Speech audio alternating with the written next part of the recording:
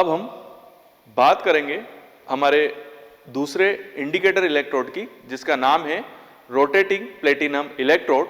तो basically rotating platinum electrode जो होता है वो indicator electrode as a use होता है। तो इसकी मैं थोड़ा सा इसका कंस्ट्रक्शन बता देता हूँ कि क्या कैसे बना होता है। देखिए यहाँ पर मैंने इसका कंस्ट्रक्शन बनाया है कि यहाँ पर ग्लास ट्यूब है और ये मरकरी का रिजर्वायर है। यहाँ पर मरकरी जो होता है भरा हुआ होता है और ये 600 आरपीएम पे जो होता है घूमता है गोल गोल।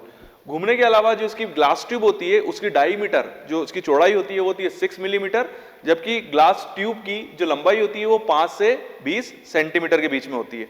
उसके अलावा यहाँ पर एक कॉपर वायर जा रहा है। इस कॉपर वायर के थ्रू यहाँ पर इसको इलेक्ट्रिसिटी का कनेक्शन प्रोवाइड किया जाता है। मतलब यहाँ पर इलेक्ट्रिसिटी के थ्रू ये मूव करता है, मतलब घूमता है। ठीक है, तो ये कॉपर वायर के थ्रू यहाँ पर मूवमेंट होता है। यहाँ पर आपको प्लेटिनम का वायर दिख रहा है, तो ये प्लेटिनम का wire as a electrode use का होता है, जिसकी लेंथ होती है 5 से 10 मिलीमीटर। ठीक है, और ये पूरी तरीके से पैक्ड होता है, जिस वजह से जो मरकरी जो इसके अंदर फील्ड है वो बाहर की तरफ नहीं आता है, क्योंकि इसको प्रॉपर तरीके से पैक करना पड़ेगा, क्योंकि ये बहुत तेज आरपीएम पे घूमता है, जिस वजह से मरकरी जो है वो बाहर निकल सकता है, इसलिए इसको कंप्लीटली पैक किया जाता है।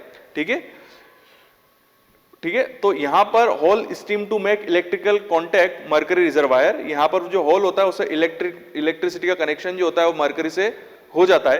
ठीक है, तो ये इसकी वर्किंग होती है। मैं थोड़ा इसके एडवांटेजेस बता देता हूं आपको कि प्लेटिनम इलेक्ट्रोड जो रोटेटिंग प्लेटिनम इलेक्ट्रोड होता है उसके एडवांटेज क्या क्या होते हैं। तो देखिए, इसमें बेसिकली डिफ्यूजन करंट जो होता है वो ड्रॉपिंग मरकरी इलेक्ट्रोड से कम 20 गुना ज्यादा होता है, जिस वजह से इसमें जो करंट होता है वो काफी ज्यादा जनरेट होता है, और उस करंट डिफ्यूजन करंट जो होता है वो काफी ज्यादा जनरेट होता है, जिस वजह से ये माइन्यूट से माइन्यूट कंसंट्रेशन को भी डिटरमाइन कर लेता है। मतलब वो क्वांटिटी जो आपके सैंपल के अंदर माइक्रोन्स में प्रेजेंट है उसको भी ये इजीली डिटरमाइन कर लेता है, क्योंकि इसका जो करंट है वो 20 गुना ज्यादा है ड्रॉपिंग मरकरी इलेक्ट्रोड से। उसके अलावा इसका जो कंस्ट्रक्शन है वो आपको दिख रहा है, बिल्कुल सिंपल कंस्ट्रक्ट है कि बीच में बस मरकरी का रिजर्वायर है और दो ट्यूब्स कनेक्टेड है, तो इसका कंस्ट्रक्शन भी काफी सिंपल होता है। उसके अलावा जो इसमें जब ये घूमता है तो एक स्टेडी स्टेट में घूमता है, मतलब ये बार बार अपनी आरपीएम को चेंज नहीं करता है, एक जैसी आरपीएम पे कंटिन्यू मूव करता रहता है, जिससे जो करंट होता है, जो डिफ्यूजन करंट होता है वो भी बिल्कुल एक जैसा चलता है। तो करंट भी बिल्कुल सिंपल, मतलब एक जैसा चलता है, बिल्कुल कांस्टेंट चलता है। उसके अलावा बनाना बहुत ईजी है, 20 गुना ज्यादा इसमें करंट जनरेशन होता है ड्रॉपिंग मरकरी इलेक्ट्रोड की तुलना में। उसके अलावा ये अगर हम बात करें तो इसमें जो पॉजिटिव पोटेंशियल है, पॉजिटिव पोटेंशियल जो होता है वो होता है +0.9 वोल्ट। इसका जो पोटेंशियल है पॉजिटिव वो है +0.9 वोल्ट, जबकि ड्रॉपिंग मरकरी इलेक्ट्रोड के अंदर जो पोटेंशियल क्रिएट होता है वो होता है +0.42 -2 वोल्ट तक। फिर से बोलूंगा, इसके अंदर जो क्रिएट होता है पोटेंशियल वो होता है +0.9 वोल्ट। मैंने आपको बताया था 20 गुना ज्यादा है, इसलिए इसमें ज्यादा करंट जनरेट होता है, इसलिए +0.9 वोल्ट। जबकि अगर ड्रॉपिंग मरकरी इलेक्ट्रोड की बात की जाए तो वहां पर जो करंट जनरेट होता है वो होता है +0.42 -2 वोल्ट तक। ठीक है, तो ये जो होता है इसमें करंट जो होता है वो जनरेट होता है। इसका मतलब ये है कि ड्रॉपिंग मरकरी इलेक्ट्रोड से ज्यादा इसमें करंट जनरेट होता है। तो अगर सुपीरियरिटी की बात की जाए तो ये ड्रॉपिंग मरकरी से ज्यादा सुपीरियर है, बट अगर अभी जो हाल फिलहाल में जो सबसे ज्यादा यूज होता है वो होता है आपका ड्रॉपिंग मरकरी इलेक्ट्रोड। तो मैं आशा करता हूं कि मैंने आपको रोटेटिंग प्लेटिनम इलेक्ट्रोड पूरी तरीके से अच्छी तरीके से समझा दिया होगा। फिर भी अगर आपको कोई कंफ्यूजन है तो आप जरूर मुझसे क्वेश्चन पूछ सकते हैं। ऐसे ही बने रहिए मेरे साथ। Thank you. अब हम बात करेंगे कि पोलेरोग्राफी के अंदर जो टाइट्रेशंस होती हैं वो किस टाइप से होती हैं और उसके अंदर हम एंड पॉइंट को कैसे डिटरमाइन करते हैं। तो बेसिकली अगर हम देखें तो 3 टाइप की होती है, जिसमें मैंने अभी 2 टाइप लिखी हुई है। तो इसके अंदर बेसिकली होता ये है कि हम एग्जांपल्स में लेते हैं कि इसके अंदर एंड पॉइंट कैसे होता है। तो अगर मान लीजिए कि आपके पास जो टाइट्रेंड है वो रिड्यूसिबल है, और टाइट्रेंट और प्रोडक्ट जो है वो रिड्यूसिबल नहीं है। टाइट्रेंट का मतलब होता है जो नीचे जो आपके कोनिकल फ्लास्क में होता है वो है रिड्यूसिबल, मतलब वो रिडक्शन करेगा, इसका मतलब वो इलेक्ट्रॉन्स को लेगा। और टाइट्रेंट जो कि ब्यूरेट के अंदर फिल है, और जो उन दोनों की रिएक्शन के बाद जो प्रोडक्ट बनेगा वो दोनों रिडक्शन नहीं करेंगे, मतलब ना प्रोडक्ट करेगा और ना ब्यूरेट के अंदर भरा हुआ टाइट्रेंट। केवल आपका जो टाइट्रेंट है, जो आपका सैंपल है, वो रिडक्शन करेगा। तो रिएक्शन के अंदर क्या होगा, बेसिकली इसके अंदर हम जो कर्व प्लॉट करेंगे वो करेंगे वॉल्यूम ऑफ टाइट्रेंट और डिफ्यूजन करंट। ठीक है, volume of titrant and diffusion current. तो इसमें बेसिकली जो हम एग्जांपल ले रहे हैं वो ले रहे हैं लेड वर्सेस सल्फेट। ठीक है, लेड वर्सेस सल्फेट, जिसमें जो आपका लेड है वो है आपका टाइट्रेंट जो आपके कोनिकल फ्लास्क में है, और जो सल्फेट है वो है आपका टाइट्रेंट जो कि आपके ब्यूरेट के अंदर फिल है। ये दोनों मिलकर एक प्रोडक्ट बनाएंगे जो कि होगा लेड सल्फेट प्रोडक्ट बनेगा। उसके अलावा इसमें जो हम सीधी बात है पोलरोग्राफी है, दो टाइप के इलेक्ट्रोड यूज होंगे, एक होगा इंडिकेटर इलेक्ट्रोड जो कि है ड्रॉपिंग मर्करी इलेक्ट्रोड, और एक होगा स्टैंडर्ड इलेक्ट्रोड जो कि होगा सैचुरेटेड कैलोमल इलेक्ट्रोड। तो इसमें जो कैलोमल इलेक्ट्रोड का जो चार्ज होगा वो बिल्कुल निश्चित होगा और वो होगा -0.8 वोल्ट, -0.8 वोल्ट चार्ज पे आपका या पोटेंशियल पे आपका कैलोमल इलेक्ट्रोड होगा और वो स्टैंडर्ड होगा। तो देखिए जब ये टाइट्रेशन स्टार्ट होगी, जैसे ही हम टाइट्रेंट ऐड करना स्टार्ट करेंगे और नीचे टाइट्रेंट है तो उसका रिडक्शन होना स्टार्ट हो जाएगा। तो फर्स्ट यहाँ पर करंट जो होगा वो काफी फास्ट होगा, बट जैसे ही प्रोडक्ट का बनना स्टार्ट होगा तो प्रोडक्ट जो है वो नॉन रिड्यूसिबल है। इसका मतलब है कि इलेक्ट्रॉन्स का फ्लो होना कम होगा, और इलेक्ट्रॉन्स का फ्लो होना जैसे जैसे कम होगा और पूरा लेड जो होगा वो सल्फेट में कन्वर्ट हो जाएगा। तो लेड जैसे ही सल्फेट में कन्वर्ट होगा, इस पॉइंट पे आपका एंड पॉइंट आएगा, मतलब जो लेड था वो पूरी तरीके से अब कंज्यूम हो चुका है, और अब क्या बचा आपका लेड सल्फेट, आपका प्रोडक्ट, और ऊपर से आने वाला टाइट्रेंट, और ये दोनों नॉन रिड्यूसिबल है, मतलब ये रिडक्शन नहीं करेंगे। इसका मतलब है कि इलेक्ट्रॉन का फ्लो नहीं होगा। इसका मतलब है यहाँ पर जो करंट होगा वो ना ऊपर की ओर जाएगा ना नीचे की ओर जाएगा, वो एक तरह का कांस्टेंट हो जाएगा। तो यहाँ पर करंट जो होगा वो कांस्टेंट बना हुआ रहेगा। बट यहाँ पर जब लेड पूरी तरीके से जैसे जैसे कंज्यूम होता जाएगा वैसे वैसे करंट का फ्लो नीचे की ओर जाएगा, क्योंकि देखिए लेड जो था वो पहले से ही प्रेजेंट था आपके कोनिकल फ्लास्क के अंदर। तो आपने जैसे जब इलेक्ट्रोड उसके अंदर डाला तब वहां पर करंट काफी हाई था, क्योंकि वहां पर इलेक्ट्रॉन का फ्लो हो रहा था। बट जैसे जैसे प्रोडक्ट बनना स्टार्ट हुआ, क्योंकि प्रोडक्ट का जो नेचर है वो नॉन रिड्यूसिबल है, मतलब वो इलेक्ट्रॉन को ना लेगा ना देगा, तो इस हिसाब से वहां पर फ्लो इलेक्ट्रॉन का फ्लो नहीं होगा, और उस वजह से ये करंट जो होगा वो नीचे की ओर आ जाएगा। ठीक है, अब हम बात करते हैं हमारे दूसरे एग्जाम्पल की। यहां पर है कि titrant is reducible but titrant and product is not, मतलब जो आपका ब्यूरेट है, ब्यूरेट के अंदर जो टाइट्रेंट है वो रिड्यूसिबल है, बट जो टाइट्रेंट है मतलब जो कोनिकल फ्लास्क में है और जो प्रोडक्ट है वो रिड्यूसिबल नहीं है। तो देखिए इसी को जो मैंने अभी पहला वाला बताया था, आप इसी को उल्टा कर लीजिए। ठीक है, इसको हम उल्टा कर लेंगे तो ये ग्राफ बन जाएगा, क्योंकि अभी जब हम रिएक्शन स्टार्ट करेंगे तो करंट बिल्कुल कम होगा, क्योंकि अभी टाइट्रेंट तो नॉन रिड्यूसिबल हो गया, तो वो इलेक्ट्रॉन का फ्लो करेगा नहीं, इसलिए करंट बिल्कुल स्लो होगा। अब आपने जैसे ही टाइट्रेशन स्टार्ट करी तो देखिए प्रोडक्ट बनना स्टार्ट हुआ, और प्रोडक्ट भी क्या है, नॉन रिड्यूसिबल है, तो करंट बिल्कुल कांस्टेंट चलेगा। बट जब प्रोडक्ट पूरी तरीके से बन चुका है और आपका एंड पॉइंट आ गया, अब क्या है, टाइट्रेंट आएगा, आपका टाइट्रेंट भी खत्म हो गया और प्रोडक्ट बन चुका है। अब ऐड होगा टाइट्रेंट जो कि ब्यूरेट से अभी भी आ रहा है, तो टाइट्रेंट जो है वो रिड्यूसिबल है, तो वो इलेक्ट्रॉन का फ्लो बढ़ा देगा, तो यहां पर इलेक्ट्रॉन का फ्लो होना स्टार्ट हो जाएगा। ठीक है, मैं एक बार और समझाता हूं। आपका जो टाइट्रेंट है वो रिड्यूसिबल है, जबकि आपका जो टाइट्रेंट है, जो आपका सैंपल है, वो नॉन रिड्यूसिबल है, और प्रोडक्ट भी नॉन रिड्यूसिबल है। तो जब रिएक्शन स्टार्ट करेंगे तो नॉन रिड्यूसिबल होने की वजह से करंट का फ्लो नहीं होगा। अब जैसे ही टाइट्रेशन स्टार्ट होगी, टाइट्रेंट में ऐड होना स्टार्ट होगा, प्रोडक्ट बनना स्टार्ट हो जाएगा। प्रोडक्ट जैसे ही बनेगा, देखिए इसमें हम रिएक्शन जो करा रहे हैं वो है मैग्नीशियम और 8 हाइड्रोक्सीक्विनोलिन। मैग्नीशियम जो है वो आपका है टाइट्रेंट, और 8 हाइड्रोक्सीक्विनोलिन जो है वो है आपका टाइट्रेंट जो ब्यूरेट में फिल है। ठीक है, और यह है आपका कैलोमल इलेक्ट्रोड का चार्ज जो कि निश्चित होगा, वो है -1.6 वोल्ट। ये आपके सैचुरेटेड कैलोमल इलेक्ट्रोड का चार्ज है। ठीक है, तो जैसे ही रिएक्शन स्टार्ट होगी आपका प्रोडक्ट बनना स्टार्ट होगा, प्रोडक्ट भी नॉन रिड्यूसिबल है, इसलिए उसमें भी इलेक्ट्रॉन का फ्लो नहीं होगा और करंट फ्लो नहीं होगा। बट जैसे ही रिएक्शन कंप्लीट हुई, आपका टाइट्रेंट भी खत्म हो गया, आपका प्रोडक्ट भी कंप्लीट हो चुका है, तो अभी ऊपर से मैंने अभी भी ब्यूरेट खोल रखी है और टाइट्रेंट ऐड हो रहा है, तो टाइट्रेंट तो रिड्यूसिबल है, तो करंट ऊपर की तरफ जाएगा। अब हम बात करेंगे हमारे तीसरे एग्जाम्पल की तरफ। और तीसरे एग्जाम्पल में हम लेंगे, जब हमारा जो तीसरा एग्जाम्पल है वो कह रहा है कि जब टाइट्रेंट और टाइट्रेंट दोनों रिड्यूसिबल हो बट प्रोडक्ट रिड्यूसिबल ना हो तो क्या होगा। तो देखिए बेसिकली जो हम एग्जांपल ले रहे हैं वो ले रहे हैं लेड वर्सेस पोटेशियम डाइक्रोमेट। ठीक है, तो यहां पर लेड जो है वो है आपका टाइट्रेंट और पोटेशियम डाइक्रोमेट है वो है आपका टाइट्रेंट। ऊपर की तरफ है पोटेशियम डाइक्रोमेट और नीचे कोनिकल फ्लास्क में है आपका लेड।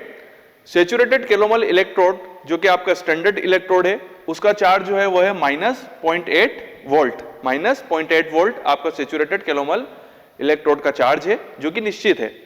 ठीक है, तो जब यहां पर अब होगा क्या कि जैसे ही आप टाइट्रेशन स्टार्ट करोगे तो सबसे पहले आपके जो कोनिकल फ्लास्क है उसमें है लेड, ठीक है, तो उसमें हो गया है लेड, तो लेड की वजह से होगा ये कि वो है रिड्यूसिबल स्पीसीज, तो वो इलेक्ट्रॉन लेगा और देगा, मतलब वहां पर इलेक्ट्रॉन फ्रीली मूव करेंगे, इसलिए करंट बहुत ज्यादा हाई होगा, ठीक है।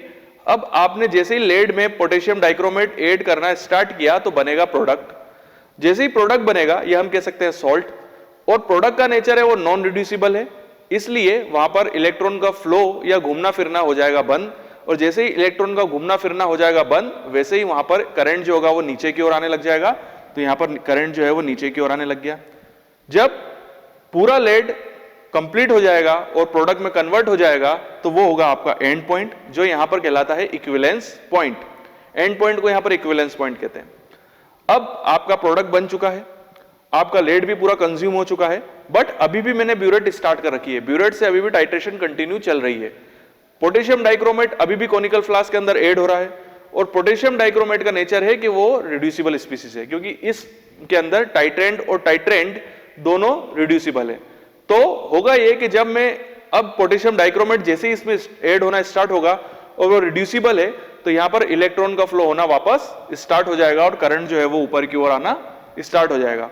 तो यहां पर आपको कर्व जो मिलेगा वो ऐसा जिगजैग कर्व मिलेगा। तो बिल्कुल इजी है कि जब हम इसमें टाइट्रेंट को ऐड करेंगे और प्रोडक्ट बनना स्टार्ट होगा तो नीचे की ओर आएगा, जब पूरी तरीके से प्रोडक्ट बन चुका होगा एंड पॉइंट आ जाएगा, और टाइट्रेंट जो कि ब्यूरेट के अंदर है वो ऐड होता रहेगा कंटिन्यूअसली, तो वापस करंट का फ्लो होना बढ़ जाएगा और वो ऊपर की ओर चला जाएगा, ठीक है। तो मैं ऐसे भी लिख सकता हूं कि जब यहां पर होगा लेड और यहां पर होगा पोटेशियम डाइक्रोमेट K2Cr2O7, ठीक है।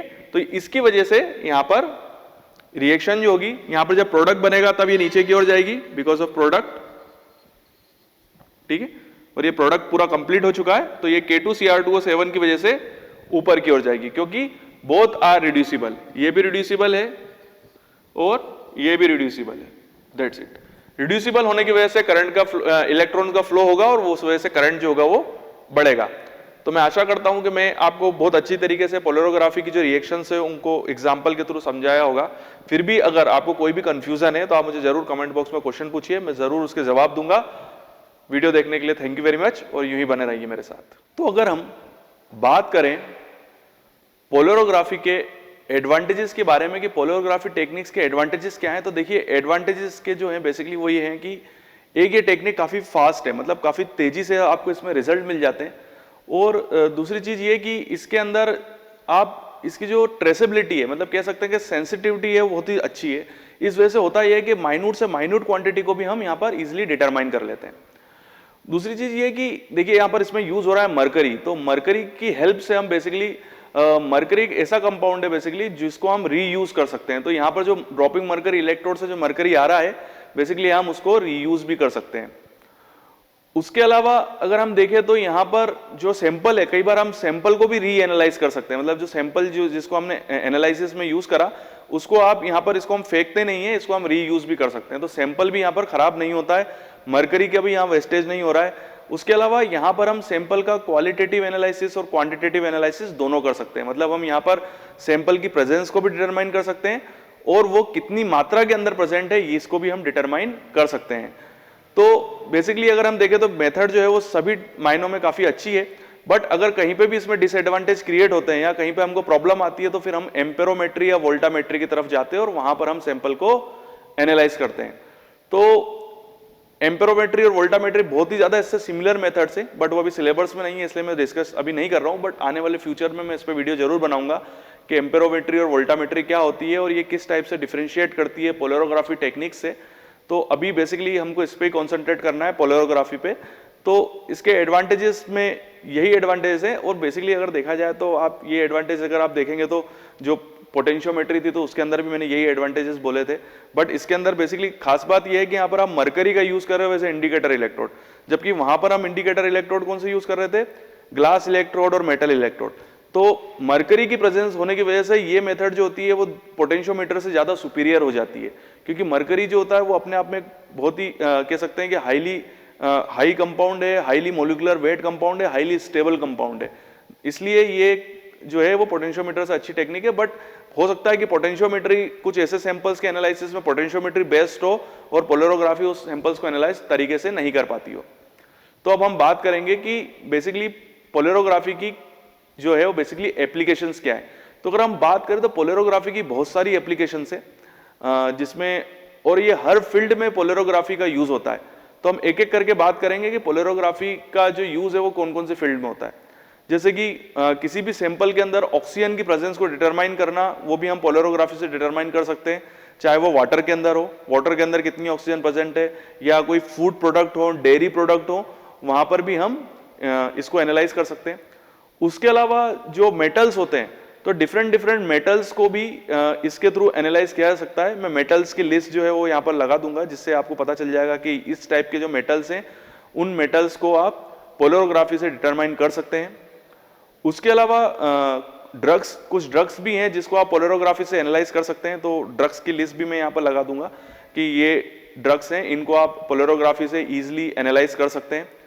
उसके अलावा कुछ ऐसे कंपाउंड्स हैं जो मरकरी को कंटेन करते हैं, जैसे कुछ इंसेक्टिसाइड्स हैं, कीटनाशक हैं जो कि मरकरी को कंटेन करते हैं, तो उनको भी आप इजीली इस मेथड्स के थ्रू एनालाइज कर सकते हैं। उसके अलावा आप चाहें तो जो विटामिन होते हैं, डिफरेंट विटामिन हैं, उनको भी आप पोलरोग्राफी से बहुत इजीली एनालाइज कर सकते हैं। हार्मोन्स को भी एनालाइज कर सकते हैं, जो डिफरेंट हार्मोन्स होते हैं, तो विटामिन को आप इजीली एनालाइज कर सकते हैं, हार्मोन्स को आप एनालाइज कर सकते हैं। इसके अलावा आप एंटीबायोटिक्स जो होती हैं उसको भी आप पोलरोग्राफी के थ्रू एनालाइज कर सकते हैं। तो अगर देखा जाए तो हर फील्ड के अंदर इसका यूज है। मैं एग्जांपल्स जो है वो साइड में लगाता जाऊंगा कि आप ड्रग्स को एनालाइज कर सकते हैं, विटामिन को एनालाइज कर सकते हैं, हार्मोन्स को एनालाइज कर सकते हैं, एंटीबायोटिक्स को एनालाइज कर सकते हैं, मेटल की प्रेजेंस को एनालाइज कर सकते हैं, इंसेक्टिसाइड्स को भी आप पोलरोग्राफी से एनालाइज कर सकते हैं। उसके अलावा जो हर्बल प्रिपरेशंस होती हैं जैसे कि एल्कोलॉइड्स, क्यूनिन्स, उनको भी आप पोलरोग्राफी के थ्रू एनालाइज कर सकते हैं। क्योंकि देखिए पोलरोग्राफी अगर देखा जाए तो क्या कैरेक्टर ले रही है कि वो सब्सटेंस जो इलेक्ट्रॉन्स को लेते हैं, तो जितने भी रिड्यूसिबल सब्सटेंस है जो इलेक्ट्रॉन्स को लेते हैं उनको आप पोलरोग्राफी के थ्रू एनालाइज कर सकते हैं। तो ये इसकी एप्लीकेशंस थी। मैं आशा करता हूं कि मैंने आपको जो इंट्रोडक्शन अभी मैंने पोलरोग्राफी का दिया है वो बिल्कुल सिंपल वे में दिया है। फिर भी अगर कोई आपको किसी भी चीज में अगर आपको कोई भी प्रॉब्लम आई है, कोई चीज समझ में नहीं आ रही है, तो आप मुझसे क्वेश्चन पूछ सकते हैं कमेंट बॉक्स पे, मैं जरूर आपके क्वेश्चंस का जवाब दूंगा। अब हम आगे बात करेंगे, तो बने रहिए मेरे साथ। एक इंपॉर्टेंट इंफॉर्मेशन कि अगर आप भी इन इंस्ट्रूमेंट पे ट्रेनिंग करना चाहते हैं तो you are most welcome in our institute. Institute का एड्रेस और सारी इंफॉर्मेशन, चाहे वो ईमेल आईडी हो या चाहे उसका मोबाइल नंबर हो हमारा, वो सभी हमने डिस्क्रिप्शन बॉक्स में दिया हुआ है। आप हमसे डायरेक्टली कांटेक्ट कर सकते हैं और अगर आपकी कोई क्यूरी है तो वो भी आप हमको बता सकते हैं। साथ ही साथ अगर आप कुछ ऐसे प्रोजेक्ट्स वर्क से जुड़े हुए हैं, कोई पीएचडी वर्क से जुड़े हुए हैं, या आप कोई ऐसे कोर्स से जुड़े हुए हैं जहां पर आपको इन इंस्ट्रूमेंट्स की रिक्वायरमेंट है, या आपके पास कुछ ऐसे सैंपल हैं जो इस पर्टिकुलर इंस्ट्रूमेंट्स पे ही रन हो सकते हैं बट वो आपके पास अवेलेबल नहीं है, तो हमारा इंस्टीट्यूट ऐसी कंसल्टेंसी सर्विस भी प्रोवाइड कराता है और उससे रिलेटेड इंफॉर्मेशन भी हमने हमारे लिंक बॉक्स के अंदर और डिस्क्रिप्शन बॉक्स के अंदर आपको प्रोवाइड कराई है। तो बने रहिए हमारे साथ और हमारा वीडियो देखते रहिए। साथ ही साथ हमारे चैनल को सब्सक्राइब करें और बेल आइकन को हिट करें। Thank you.